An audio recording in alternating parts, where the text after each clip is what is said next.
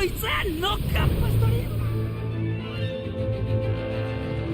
classic turn-based RPG in the style of Dragon Quest is not exactly the first place my mind goes to when it comes to thinking of game genres that would pair well with the action-heavy world of One Piece, but as One Piece Odyssey proves, it's actually kind of a great fit.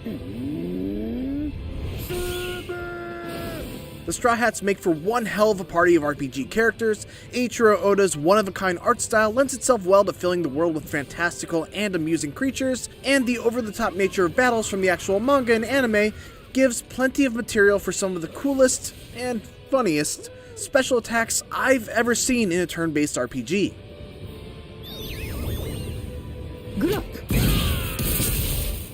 Those fights would have been better if they were a more consistent challenge, and I could have done with less backtracking through areas I've already explored, but this is still a surprisingly satisfying JRPG that's not quite by the numbers.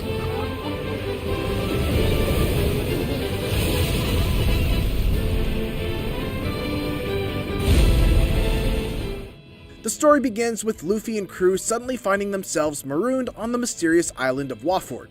It isn't long before they meet two original characters, Lim and Audio, who have an understandably deep distrust of pirates. So much so that, upon first meeting, they steal the power of the Straw Hats, providing a convenient way to explain why Luffy and company don't win every battle just by looking at their enemies.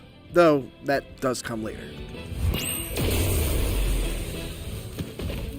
What follows is a grand story that plays out on two fronts. The adventure in Waford sees the Straw Hat crew attempting to help Audio and Lim by defeating a number of elemental colossi that are responsible for the giant storm that surrounds the island. I know, what's the worst that can happen? And another that plays out in Memoria, a world of memory created through Lim's special ability that allows the Straw Hats to revisit specific locations and events in their history. The revelations and twists won't shock anybody, but I still very much enjoyed both sides of Odyssey's story. Lim especially is a wonderful addition to the cast, and I loved watching her go from being extremely wary and cold towards the crew, to being intrigued and occasionally flabbergasted by each of their individual quirks, and eventually fully embracing the Straw Hats as her friends.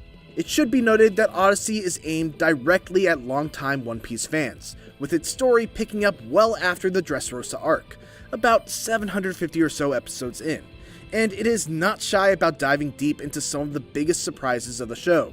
This makes it a tough recommendation for anybody who's new to the series, but if you're deeply invested in the world and characters of One Piece, there are some really great payoffs in the Memoria chapters. These come in the form of quote-unquote what-if-like scenarios that have the crew revisiting pivotal moments in the series with new perspectives. Even small things, like the crew reacting to seeing the Going Merry docked at Alabasta, is a moment that provides a powerful emotional gut punch to any longtime fan like myself. Moments like these are the heart of One Piece Odyssey's story, and they're brought to life brilliantly thanks to writing that feels totally in step with the anime and manga, excellent performances, and a fantastic art style that authentically translate the unique style of One Piece to 3D.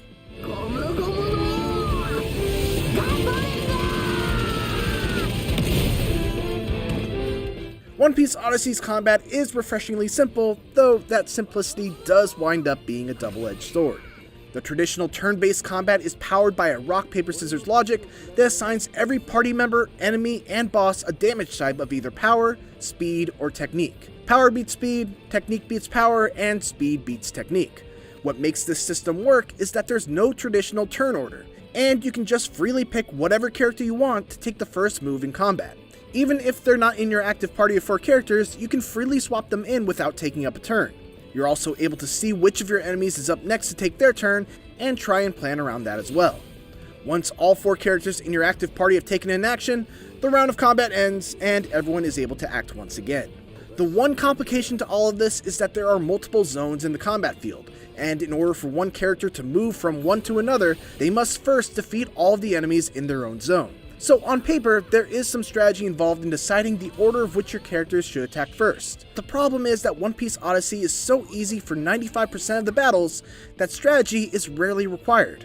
I never grinded, in fact I ran past a lot of enemies that would have given me even more EXP, and still felt wildly overpowered for most of the 40 or so hours it took me to reach the end. A lot of this stems from the dramatic scene system, which randomly gives you an additional objective during certain enemy encounters. They're almost always trivially easy, like defeat enemy C before a crew member gets knocked out. but the bonus they reward is just astronomical, either doubling or sometimes tripling the amount of EXP earned for a single fight. I've fought packs of rats that gave more EXP than big chapter-ending boss battles. That just seems poorly balanced. Towards the very end, there is a significant bump in difficulty, but even then, I never felt like it made for more challenging or particularly fun battles. It was more that it forced me to pay attention to my character's equipment loadouts, which at least is fun in its own right. Rather than find new weapons or pieces of armor, you find accessories of varying sizes and shapes that you must fit into an ever-expanding grid. Eventually, you gain the ability to fuse these artifacts and add up to 4 effects on them, allowing you to really turn your party into absolute beasts. Despite the lack of tension during fights, I still enjoyed Odyssey's combat overall, mainly because the special skills are so much fun to watch.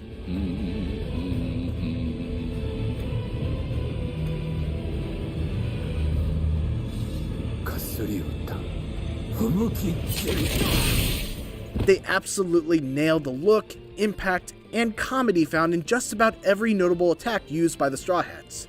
Whether it's the ridiculousness of Usopp's rubber band of doom,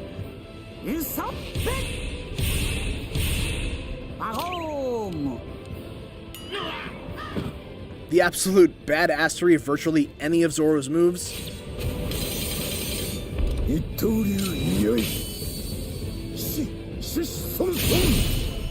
or the sheer devastation of Luffy's Gear 3rd and 4th abilities.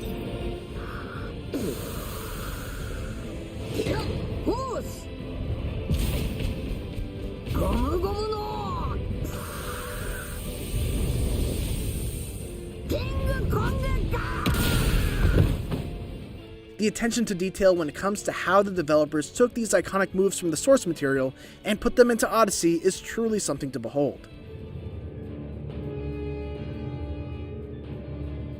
In your journey through Memoria, you'll visit 4 main locations from One Piece's storied history, and credit goes to developer ILCA for doing an amazing job of making each of them feel like real, lived-in locations.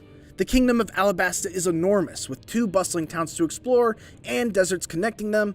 Water 7 has the vibe of a chill Venetian city with rivers running alongside its main streets, and while you only get to explore it after all the birdcage-related madness goes down, there's a chilling sense of grief and overwhelming loss as you walk the streets of the recently ravaged Kingdom of Dressrosa. Of the 4, the only one that wore out its welcome was the very first Memoria location of Alabasta. The main quest pads out its length by bouncing you back and forth between locations you've already visited, sending you on a bunch of errands and fetch quests, and forcing you through drab caves. It's a very slow burn to get to the actual meat of the story you're reliving, and it's made especially repetitive due to the fact that you don't get any new techniques or abilities when you level up. Instead, you just unlock a ton of abilities at once at the conclusion of the chapter, making the feeling of progress uneven. It was especially a bummer for me because Alabasta is one of my personal favorite One Piece arcs. Fortunately, the others strike a better balance of keeping their main quest pointed and focused on the story while relegating the more menial tasks to optional side quests, of which there are many, though few of which are actually compelling to start or rewarding to complete. The Hysteria side missions are the notable exception, as they at least reward you with neat team-up special moves that gather up 3 party members for a single super powerful attack. Outside of Memoria, you'll explore a handful of more puzzle-focused dungeons, which typically require you to use each individual character's unique field techniques. Luffy can use grapple points to cross gaps as well as grab items from a distance, Usopp can use his slingshot to knock down items or activate certain switches from afar, Zoro can cut through sealed doors, and Chopper can fit through small passages and access hidden areas. None of these abilities really enhance the puzzles or exploration in any significant way, but they do a nice job of varying up the visual design of the dungeons, adding some hidden collectibles off the beaten path, and giving you something to do other than just walk on a path fighting enemies for hours.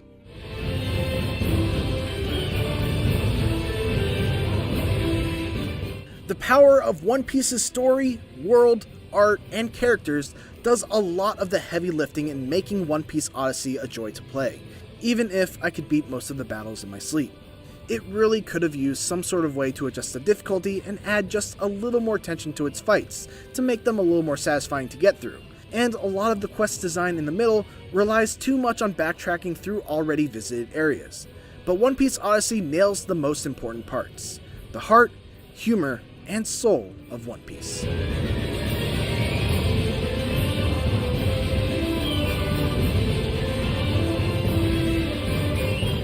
Thanks for watching, and for more One Piece Odyssey, make sure to check out the first minutes of the game. And for everything else, keep it here on IGN.